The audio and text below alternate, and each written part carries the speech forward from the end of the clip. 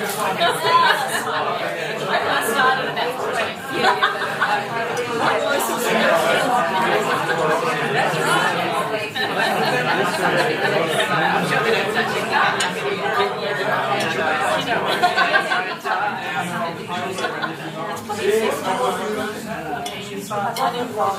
years ago.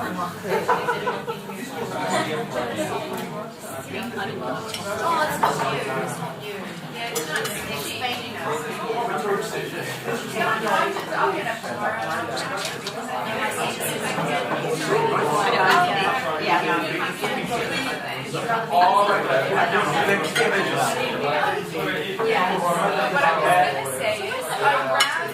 AJ spotted me on fire. Oh, okay, alright. Nice to see you. Nice to see you. Glad you made it. Yes, very good. Should be interesting. Yes. Buy me a drink. Oh, what? Maybe, yeah. Oh, it's one break.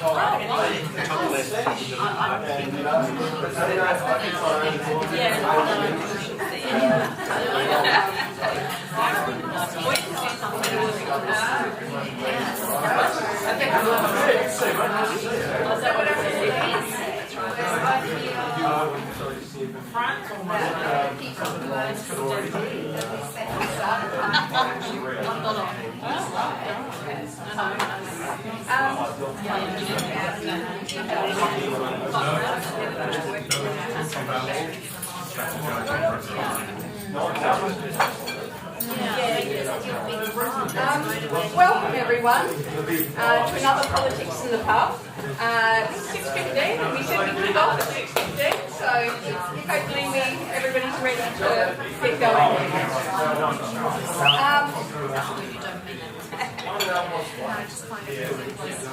I'd like to acknowledge the Nuwa from the Wadja language group and pay our respects to elders past, present and emerging.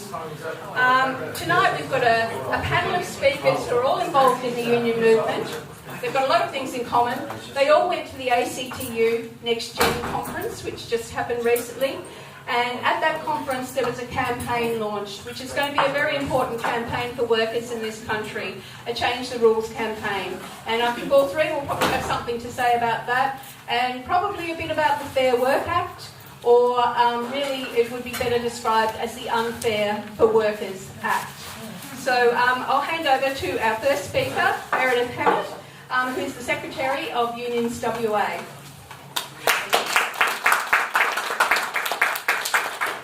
Thanks very much.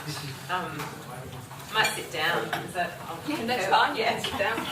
You've set a high standard for us. But, can I also acknowledge the traditional owners of the land where we meet this evening and pay my respects to their elders, past, present, and emerging. Thanks very much for the opportunity to come along tonight and be a part of this Politics in the Pub discussion about what will be, I think, a really important campaign for the union movement and for working people in this country as we go forward. So what I wanted to do tonight was really talk a bit about what the Change the Rules campaign is, why it's important, and the issues that really underpin it, and why I think that it is that working people around the country are mobilising and wanting to see change. So for me, I think this is really all about the fight that we face, this generation of workers, to hang on to the things that we have won over the last 100 years, to hang on to those conditions, to hang on to the pay, and to make sure that we fight for a future that is fair for the workers that come after us. And I think we really are in an important part of the moment of history at the moment. Our industrial relations system, and I see there's this great booklet on your tables, but our industrial relations system was really forged quite uniquely about 100 years ago. And what that set out to do was to strike a balance between what businesses need, productive workforces, but also to strike the balance with what working people and their families needed, which was to make sure that they had access to fair pay and conditions, the ability to be able to get a living wage. And this was unique in the world at the time. And it was really all about setting up a system where it recognised that there were needs for both groups in terms of what our industrial relations outcomes were. And it also recognised that inherently employers have more power in the employment relationship than working people do. And that's really clear, because without rules, an employer can fire you, sack you, leave you without a job. And as any working person knows, that makes you incredibly vulnerable to having to succumb to the demands of your employer. Whereas employers face no such restrictions, and often the employees and the workers that they need, they're able to easily replace. And so at the heart of our industrial system is a recognition that you need to restrict the power of employers, you need to balance that power out, and you need to deliver outcomes for employers, but you need to deliver outcomes for employees and their families as well. Now that has served us well in this country for over 100 years. We have, we've avoided the worst pitfalls of places like America, where you see the working poor, people employed in jobs but not able to actually support their families on what they earn from a full-time job. And we've had at the heart, I think, of much of what we do, a concept of a living wage, and the idea that people can go to work in a job that will allow them to earn enough to then basically lead a good life.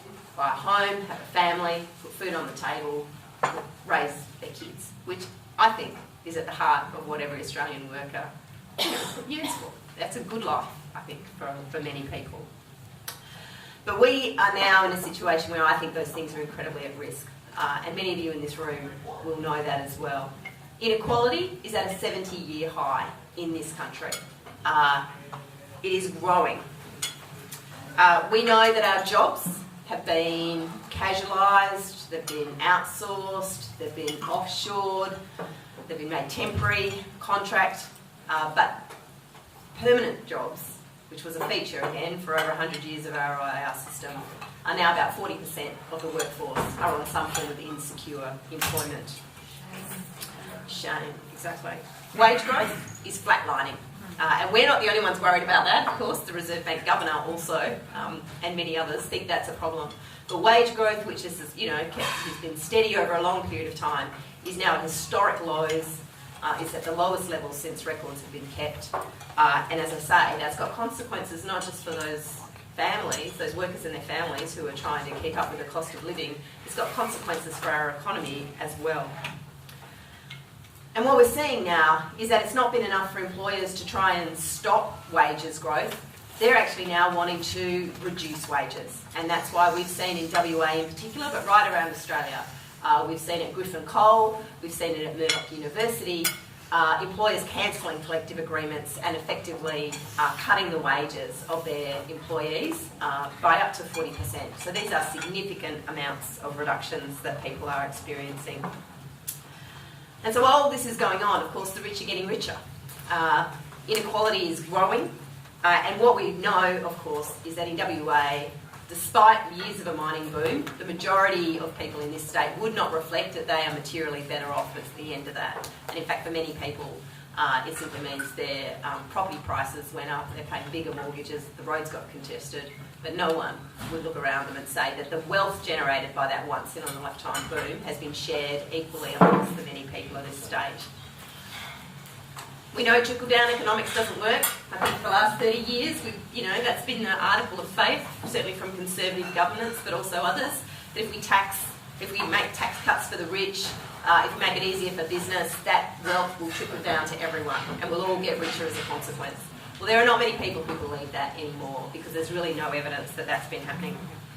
But what we do know is it's getting harder and harder for working people. And like you, I talk to lots of working people every day. It is tough and getting harder, and many people are deeply concerned about what the future looks like for their kids. And I reflect sometimes that when I was entering the workforce, my parents would have properly assumed that the job that I would go to, the working life I would have, would mean that I'd have a better standard of living than they had had. That they had passed on to me a better set of pay and conditions. Now, most people in the workforce today, that's not what they necessarily believe will happen for their kids. I think people are very concerned that their children will struggle to get permanent jobs, they'll struggle to get well-paid jobs, that housing is unaffordable. and that they won't have the same standard of living as what they've enjoyed. And that is a disgrace. Absolutely. So it's not that long ago. People, enterprise bargaining, when that first started, and it's not that long ago, people thought that negotiating in enterprise agreements would deliver a fair pay outcome. That was a way to get a decent pay income, and that basically, agreement after agreement, your wages would go up to keep pace with inflation. That's what people kind of thought it was about, and that's the basis they went into it on.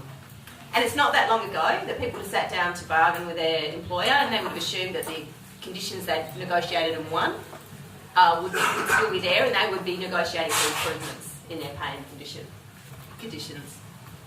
And actually, it's not that long ago that we probably thought we'd sit down and bargain with the boss, and we'll be talking about workplace